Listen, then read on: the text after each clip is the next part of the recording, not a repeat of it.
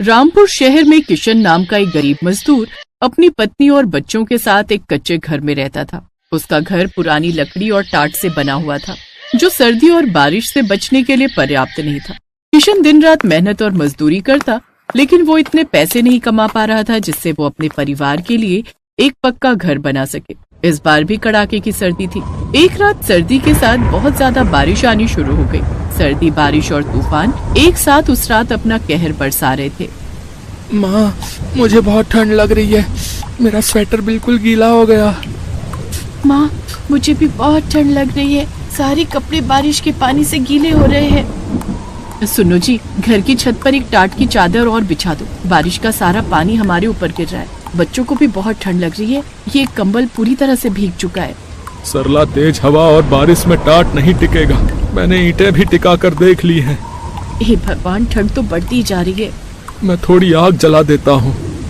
किशन आग जला देता है। सरला पूरी रात बच्चों को बाहों में समेटे बैठी रही। अगले दिन जब किशन उठकर बाहर आया तो उसकी आंखें खुली की खुली रह गई। उसके घर का एक हिस्सा पूरी तरह से ढह चुका था। आंधी और बारिश ने कच्चे घर को पूरी तरह से नष्ट कर दिया था। वो बेबस होकर खड़ा रहा, उसकी आंखों में आंसू थे। हे भगवान, अब मेरे परिवार का क्या होगा? मैं अपने परिवार को लेकर कहाँ जाऊंगा? सुनो जी, हमारे पास तो अब रहने की कोई जगह नहीं। ठंड से कांपते हुए ये रात तो निकल गई, पर आने वाली अगली कई रातें हम कैसे गुजारेंगे? किशन के पास कोई रास्ता नहीं था। परिवार के नाम पर रामपुर में उसका कोई नहीं था। अगले कई दिनों तक किशन सड़कों पर ही दिन गुजारता रहा। एक दिन किशन को एक गोदाम में कंटेनर में सामान भरने की नौकरी मिल गई, जिससे किशन को रोजाना के पैसे मिलने लगे। एक शाम जब किशन कंटेनर में सामान ढोने के बाद छुट्टी के समय जाने लगा, तब उसके मालिक ने उससे कहा, किशन, वो पुराना कंटेनर अब काम का नहीं है, बेकार हो चुका है, इसमें जंग लग गया है, इसे किसी कबाड़ी वाले को बेच दो। किशन ने उस कंटेनर को ध्यान से देखा तो उसके मन में एक विचार आया। अगर ये कंटेनर मैं रख लूं और इस कंटेनर का घर बना लूं तो परिवार को रहने की जगह मिल जाएगी। मालिक से बात करता हूँ। क्या हुआ किशन, किस सोच में डूब गए? मालिक, क्या आप इस कंटेनर को मुझे दे सकते हैं? मेरे घर परिवार के काम आ जाएगा। क्या करेगा तू इसका? मालिक, मैंने आपको बताया था ना, बारिश और तूफान में मेरा घर जो है टूट गया। सोच रहा हूँ सर्दी के दिन है, जब तक कोई रहने की जगह नहीं मिलती तब तक इस कंटेनर में ही एक घर बना लूंगा। कम से कम ठंड में कंटेनर घर तो होगा, तो हमें रहने के लिए छत मिल जाएगी।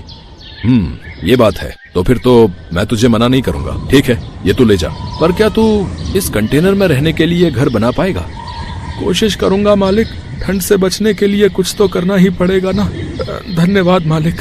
किशन बहुत खुश था, क्योंकि उसे अब रहने के लिए इधर उधर सड़कों पर भटकना नहीं था।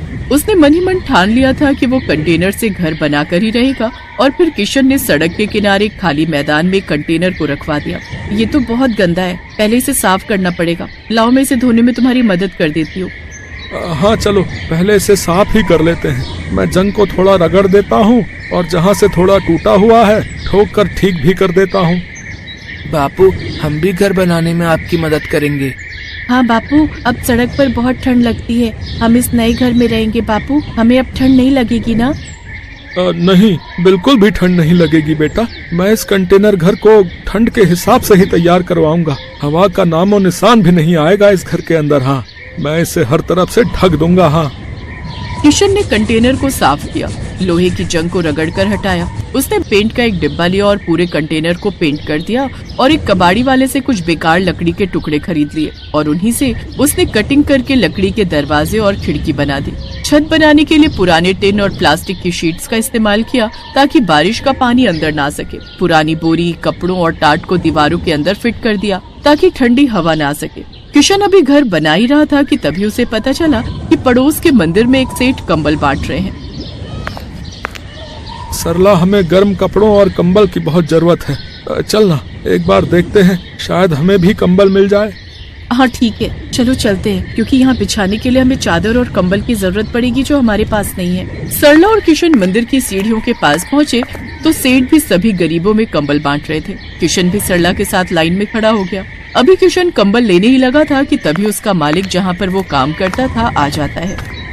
नमस्ते सेठ जी, कैसे हैं आप? सही है, पुण्य का काम हो रहा है। सोच रहा हूँ मैं भी इस बार ठंड में थोड़े कंबल बांट दूं। हाँ, बिल्कुल बिल्कुल। अभी तो मकर संक्रांति आ रही है, उस पर भी मैंने पहले से ही सोच लिया है कि कुछ न कुछ दान जरूर करूंगा।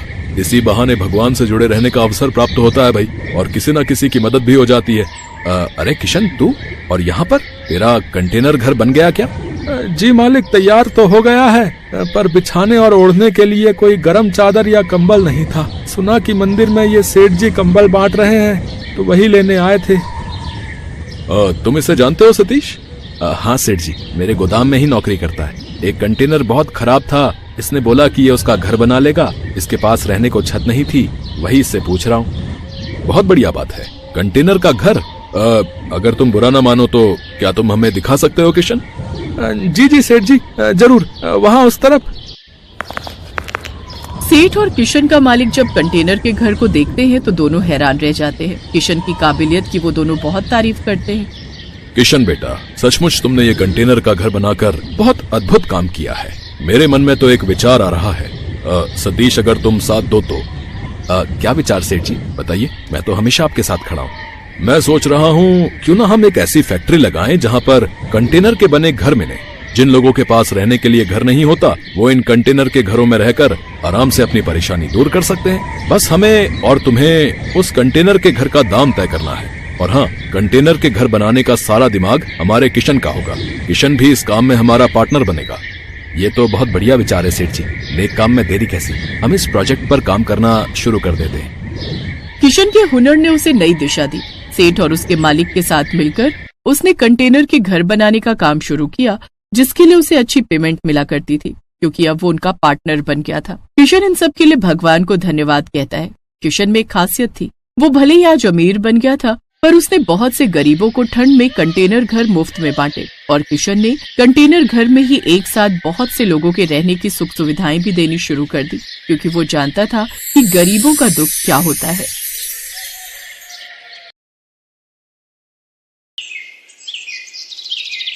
भरतपुर नाम के गांव में मनीष अपनी पत्नी रेखा और 2 बच्चों बंटू और चिंकी के साथ रहता था। मनीष अपना एक छोटा सा ढाबा चलाता था। मनीष बड़ा ही लजीज खाना बनाकर बेचता था, जिससे उसका ढाबा ठीक ठाक चलता था। वाह यार मनीष, क्या लाजवाब खाना है। तुझे पता है, इतना स्वादिष्ट पालक पनीर मेरी माँ भी बनाया करती थी यार। सच में मनीष भाई, मजा आ रहा है। उसके ढाबे पर उसके गांव के और आसपास के गांव के लोग खाना खाने आते रहते थे। लेकिन अब जुलाई का महीना शुरू हो चुका था। उसका ढाबा कच्चा बना हुआ था, जिस कारण बरसात के समय में वहाँ पानी टपकना शुरू हो जाता था, और इसलिए बरसात में उसका धंधा मंदा पड़ जाता था। उसके ढाबे पर कम ग्राहक आने लगते हैं। बाहर बारिश जोरों पर थी। हे भगवान, पिछले 2 हफ्ते से बहुत ही कम ग्राहक आए हैं ढाबे पर। अगर ऐसे ही चलता रहा तो कैसे काम चलेगा? कहीं ऐसा ना हो कि फिर मुझे अपना ढाबा बंद करना पड़े। आप चिंता मत कीजिए जी, ऊपर वाला सब ठीक कर देगा। बारिश में लोगों को आने में थोड़ी दिक्कत तो होती ही है, ऊपर से ढाबे में पानी भी टपकता है, शायद इसलिए। अच्छा चलिए, आज मैं भी आपके साथ चलती हूँ ढाबे पर। वो दोनों ढाबे पर चले जाते हैं। उस रोज भी खाना बनाते हैं, लेकिन उस रोज भी बारिश के चलते कोई नहीं आता। लगता है आज भी ये सारा गरीबों में बांटना पड़ेगा। कोई ग्राहक नहीं आया। उस रोज भी वो सारा खाना गरीबों में बांट आते हैं। ऐसे ही दिन बीतते हैं। एक रोज आधी रात के समय गांव में तेज तूफान आता है और जोरों से बिजली कड़कती है, और वो बिजली उसके ढाबे पर आकर गिरती है, जिससे उसका ढाबा जल जाता है। ये क्या हो गया रेखा? अब मैं क्या करूंगा? मेरी तो रोजी रोटी ही छिन गई। मेरी भी कुछ समझ में नहीं आ रहा जी, लेकिन आप ज्यादा टेंशन मत लीजिए, नहीं तो आपका बीपी बढ़ जाएगा। दिन पर दिन बारिश बढ़ती जा रही थी और मनीष उसी बारिश में काम ढूंढने निकलता है, लेकिन उसे कहीं भी काम नहीं मिलता। उल्टा सारा दिन बारिश में भीगने के कारण उसे सर्दी लग जाती है। अब जैसे तैसे वो अपने दिन काट रहे थे। फिर एक रोज रेखा का मुंह बोला भाई माधव उनके घर आता है। अरे जीजा जी, इतनी बारिश में रोज रोज काम ढूंढने निकलते हो, बेकार में परेशान होते हो। इससे तो अच्छा ये होगा कि आप मेरे साथ चलो और मेरी दुकान पर काम करो। वैसे भी मेरा आदमी अपने गांव गया हुआ है और मैं आपको महीने के आखिर में तनख्वाह दे दिया करूंगा। क्यों दे दी? ठीक कहा ना मैंने? हाँ, माधव बिल्कुल ठीक कह रहे जी। वैसे भी अपने पास और कोई काम तो है नहीं अब, तब तक यही काम कर लो आप। अच्छा ठीक है माधव, तुम कहते हो तो मैं यही कर लेता हूँ। वैसे भी घर खर्च तो चलाना ही है ना। अब मनीष माधव की दुकान पर काम करने लगता है। वो बिना 1 मिनट भी आराम किए सारा दिन मेहनत करता, अनाज की बोरियों को ट्रकों से उतारता और दुकान के अंदर का सारा काम संभालता। लेकिन जैसे ही महीना पूरा होने को आता है, तभी तनख्वाह देने के नाम पर वो टाल मटोली करने लगता है। तनख्वाह? कैसी तनख्वाह जीजा जी? ये तुम कैसी बातें कर रहे हो माधव? तुम्ही ने तो उस रोज रेखा के सामने कहा था कि महीने के आखिर में तुम मुझे तनख्वाह दोगे। नहीं नहीं, ऐसा कुछ नहीं है। आपको काम की जरूरत थी, मैं जानता हूं, लेकिन मैं आपको यहाँ पर काम करने नहीं, मदद करने के लिए बुलाता था। और मदद करने के लिए भी कोई पैसे लेता है क्या? ये तुमने मेरे साथ ठीक नहीं किया माधव, मैं तुम्हें देख लूंगा। अरे जाओ जाओ, बड़े आए मुझे सबक सिखाने वाले। मनीष दुखी मन से घर आ जाता है। आ गए आप? आज तो महीने का आखिर है, आज तो आपको तनख्वाह भी मिल गई होगी। तो पापा, फिर तो आप कल ही मेरे स्कूल की फीस भर दीजिए। आपको पता है मेरी टीचर मुझे रोज रोज फीस के लिए टोकती है। ये सुनते ही मनीष की आंखों में आंसू आ जाते हैं। मेरा नसीब न जाने कैसा है रेखा, जो मेरे साथ कुछ भी अच्छा नहीं हो रहा। आप रो क्यों रहे हैं? ठीक से बताइए ना क्या बात है। फिर मनीष उसे सारी बात बताता है। हे राम, वो इतना बड़ा मक्कार निकलेगा मैंने कभी नहीं सोचा था। छी, उसे तो भाई कहते हुए भी शर्म आ रही है मुझे। फिर कुछ दिनों तक जैसे तैसे वो दूसरी जगह नौकरी की तलाश में जाता है। तब जाकर उसे एक बड़ी कोठी में ड्राइवर की नौकरी का काम मिल जाता है, जहां उसे महीने के 10,000 रुपए तनख्वाह के रूप में मिलते हैं। लेकिन उससे वो ड्राइवरी के अलावा अपने घर के काम भी लेते और इसी के सहारे अपना घर खर्च चलाता है। ऐसे ही एक शाम जब मनीष काम से घर लौट रहा होता है, तभी उसकी नजर सड़क किनारे गिरे हुए बच्चे पर जाती है, जो कि लगातार मदद की गुहार लगा रहा था। कोई मेरी मदद करो। ये तो किसी बच्चे की आवाज आ रही है। मनीष जल्दी से उसे पास के डॉक्टर के पास ले जाता है और उसका इलाज करवाता है। एक जमींदार का बेटा होने के बावजूद भी किसी ने मेरी जान नहीं बचाई, क्योंकि शायद कोई भी रोड एक्सीडेंट के लफड़े में नहीं पड़ना चाहता। लेकिन आपने बिना कुछ सोचे समझे मेरी जान बचाई। आपका बहुत बहुत धन्यवाद मनीष काका। अरे इसमें धन्यवाद कैसा? तेरी जगह अगर मेरा बेटा होता तो क्या मैं उसकी जान नहीं बचाता? उधर जैसे ये बात जमींदार को पता चली, वो दौड़ा दौड़ा आया और उसने वीरेन को गले से लगा लिया। तेरा बहुत बहुत शुक्रिया मनीष। अगर आज तू ना होता तो पता नहीं मेरे बेटे का क्या होता। ये ले मनीष, इसे मेरी तरफ से इनाम समझ कर रख ले। ये आप क्या कह रहे हैं जमींदार साहब? मुझे इन पैसों की कोई जरूरत नहीं है। रख लो मनीष, तुमने मेरे जान से प्यारे बेटे को बचाया है, तो उसके आगे तो ये सब कुछ भी नहीं है। मनीष जब घर आकर देखता है तो वो पूरे 5 लाख रुपए होते हैं। ये देख वो बहुत खुश होता है। अब वो जल्द ही सड़क किनारे अपनी जमीन पर खुद का पक्का ढाबा खोल लेता है। सड़क किनारे होने से अब उसकी और भी ज्यादा कमाई होने लगती है। अब बरसात में न तो उसके ढाबे की छत टपकती और न ही ग्राहकों की कमी होती, क्योंकि गाड़ियों में घूमने निकले लोग उसके ढाबे पर ही अपनी गाड़ी रोकते और लजीज लजीज खाना खाकर बारिश के मजे लेते। अब मनीष अपनी पत्नी और बच्चों के साथ खुशी खुशी रहता।